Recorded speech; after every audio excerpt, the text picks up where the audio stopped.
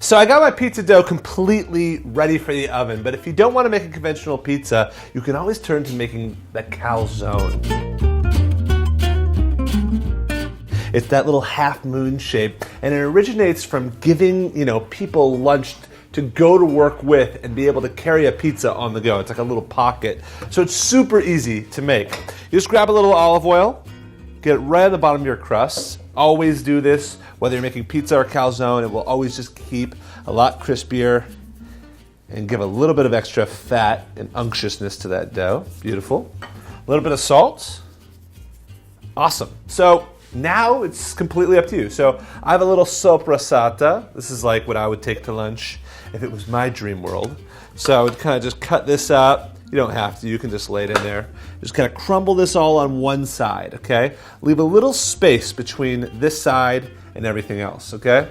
I have a little bit of broccoli. This is gonna kind of steam inside the pocket, give me just a little bit of veg. Same with my beautiful little zucchini here. Awesome, and then just some torn basil.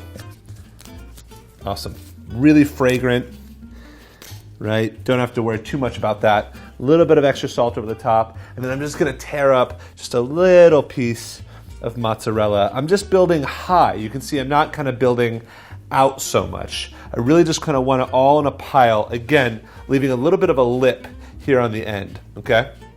So now I want to actually make the pocket.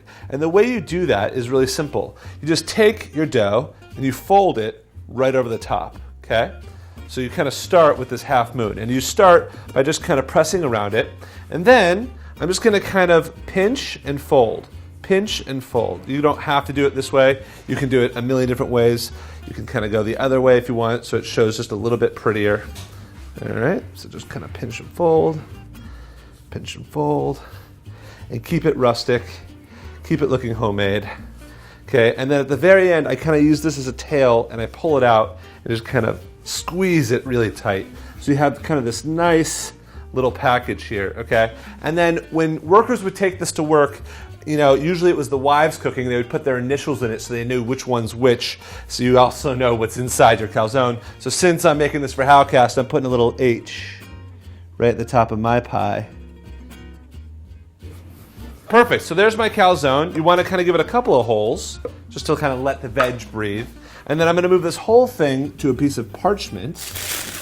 And then that piece of parchment is going to get one more brushing of oil right over the top. This is going to really help brown it, give the whole thing a nice sheen.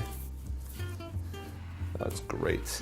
And then I like a little cheese, a little parmesan right over the top. It kind of bakes into it, makes the whole thing look a little bit more sexy, gives it a little bit more character. This is going in the oven about 450 degrees for about 15 minutes until the outside is like a shell, and the inside, all the veg is steamed. Kind of the fat from the sopressata has wiggled throughout.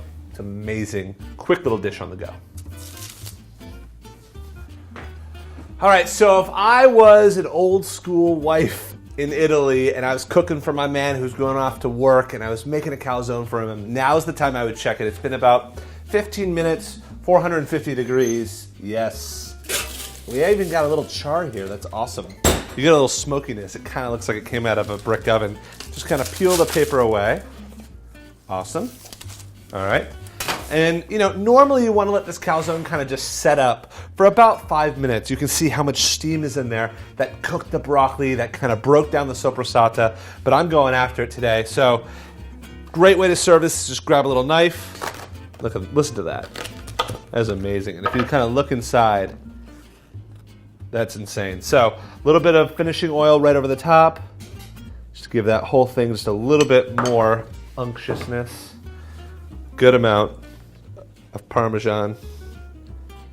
And if you love a calzone or just looking a way to take pizza to work with you, check out this recipe.